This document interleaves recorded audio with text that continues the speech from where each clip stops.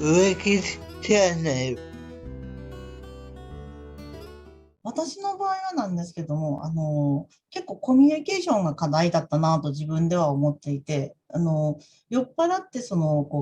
なんかこう気分が高揚してる状態じゃないと、人と話すのが怖かったんですよね。あの、やっぱり人間関係がずっとうまくいってなかった分、お酒の力を借りて、その人と話すっていう、よしあしは別にしてそういう効果はあったなっていうふうに思いますし、特に大学院に進学してからは、やりたくないこと、例えばその宴席だと、いわゆる女性の学生っていうのは接待役を求められるので、別にしたくもない接待役をするためにすごいストレスをかかるから、もうそれをごまかすために酒を飲むみたいなところもあったんですよ。特にその自分が知ってることでも相手がすごいドヤ顔でなんかこう、説明してくると、そうなんですね、すごい、みたいな、無知なふりをするっていうようなストレスとかもあったので、もう、それをいかにごまかすか、もう酒を飲むっていうところはありましたね。あと同時にそういう酒飲みの文化にいると、飲酒して多少の羽目を外しても、やっぱりこう男らしいよね、みたいな、風に評価されてがちなので、そういう点でも、やっぱり自分のセクシャリティを補完してしまうっていう部分もありましたよね。確かにコミュニケーションについても、自分もあって、酒飲んだ方が何でも言える気なのは、要は気が大きくなるみたいな感じがしてて、で、やっぱり酒っていうのと、男らしさってすごくなんか密接に関わってる気がしたから、ある程度とらえない程度にいっぱい飲んで、男らしく振る舞うみたいな、そういうのが顕著に出てたかなと思うんですけど、そういう生活が、え続いていくと、やっぱり行動もおかしくなっていって、例えばもう、その頃はもうカミングアウトしてたんですけど、飲み会で誰かがジェンダーとかセクシャリティ的にアウトだなって自分が思うことを言ったら、早めに行って、大体喧嘩が起きて、早めに行って、絡みだけして、最悪の場合殴ってません。全く建設的な話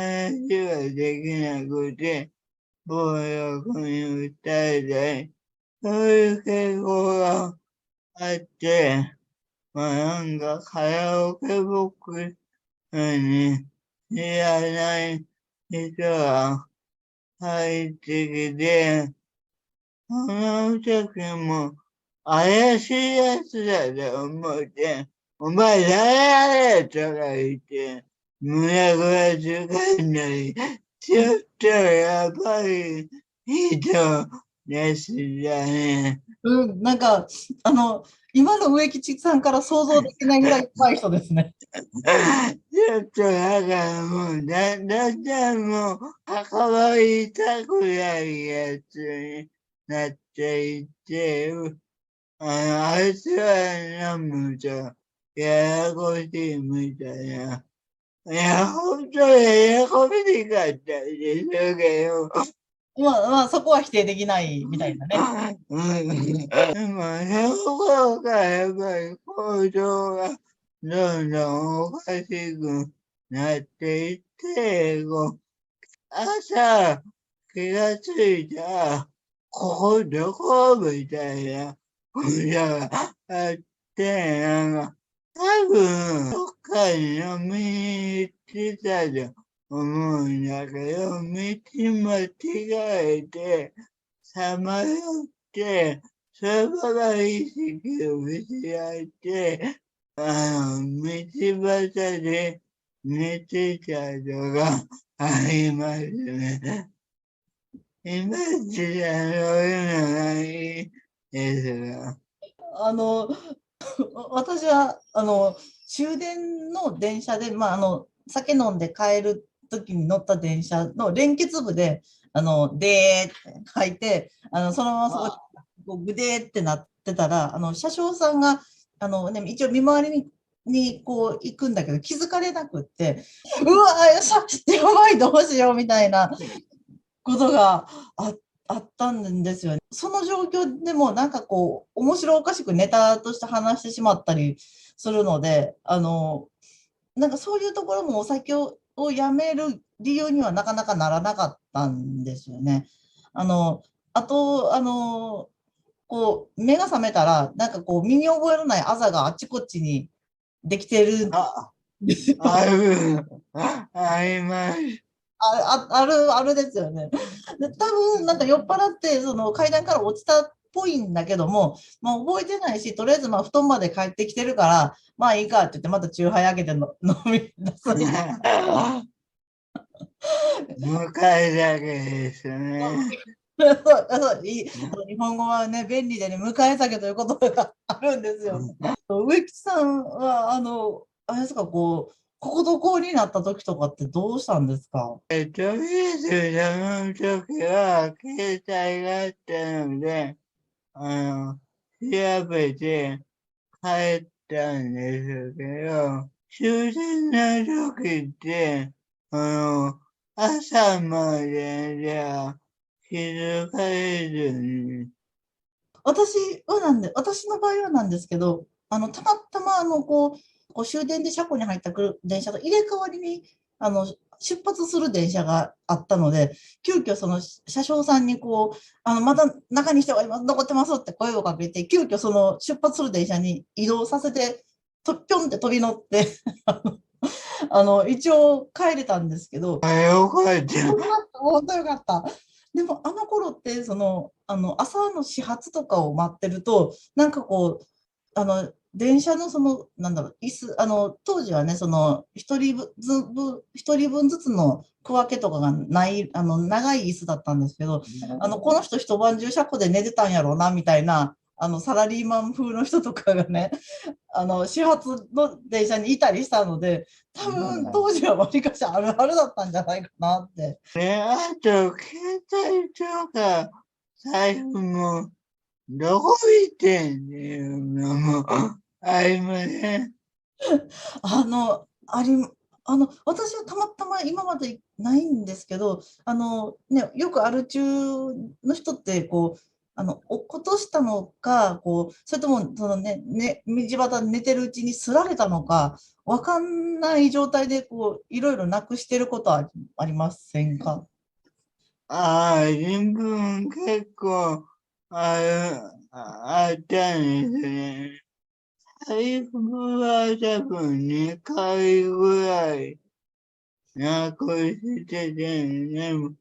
これ日本優しいなって思ったんですけど、警察行ったらと、ちゃんと帰ってきて、あね。の、よかったんですけど、なんか、お金が減ってる気がするって思っても、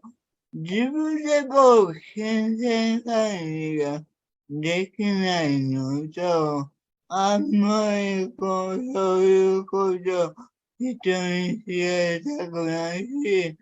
罪悪感もあるから、なかったことにしてましたね。そうですよね。こう、だって、こうなくしたの自分が飲みすぎたせいだしって、やっぱりちょっと思いますもんね。なんか、そんな感じで、もう結構ボロボロになったけど、飲み続けて、なんでも飲み続だからっていうと、自分の場合は、大学の頃に読んだ専門書に、解決は、お酒を一切飲まない生活をすることって書いてあって、死んだ方がマシやって。だからもう、お酒を取り上げられるっていうことは、イコール絶望的な状態みたいに思えて、それぐらい依存してたんですけど、これは多分、お酒を飲むことで、頭を麻痺させて、いろんなものを感じないようにしたり、考えないようにしたりして、しんどい状況から逃げてたっていうか、でもそうでなければ、どっちみち狂ってたら死んでたからよ思うんで、いろいろ親かして迷惑かけたってするけど、でもある意味、お酒に助けられたかなっていう部分も思うんですね。本当にやっぱりもう死にそうに辛いから、一瞬でもその辛さを忘れたいと思ってお酒を飲むじゃないですか。でも同時にそれはなんか緩やかな自殺って呼ばれたりするぐらい、辛さを忘れる方法ではあるんだけども、その方法が死に向かっていくっていうね、ことは実際、事実としてあるなっていうのはもうある中には共通する経験かなっていうふうに思いますね。最近依存症の仲間から言われたことで、なるほどって思ったことがあって、依存症者の体ってすごく丈夫だよねって言われて、どういうこどういうことかっていうと、大概ひどいことをされてるのに、生きよう生きようってしてて、なんかそれってけなげなぐらい生きようとしてて、なるほどなって思って、自分の意識レベルでは、死に向かっていってるんだけど、体とか、奥底の何かは、生きる方向に向かっているっていう、なんかすごいアンバランスな感覚が今でもあって、なんか最近、そういう発見をしたんですけど、なんかそういうアンバランスさみたいなのってありますか？もう今の植木さんのお話、すごいなんか、ああ、なるほどと思ったのは、基本行きたいんですよ。行きたいからこそ、辛いことを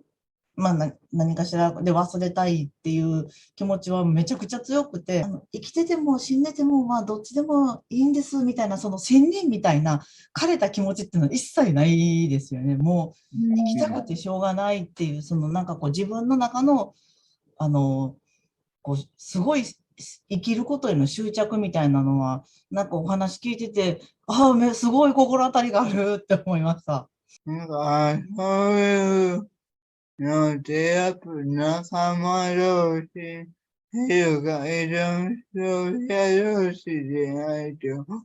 わからない感覚なのかなって思うんですけど、今回はアルチューマ堺の話を中心にさせてもらいましたが、次回はアルコール依存症、回復と、回復後の話をしたいと思います。えー次回も、お楽しみに。それではまた、バイバイ。高評価、チャンネル登録、よろしくお願いします。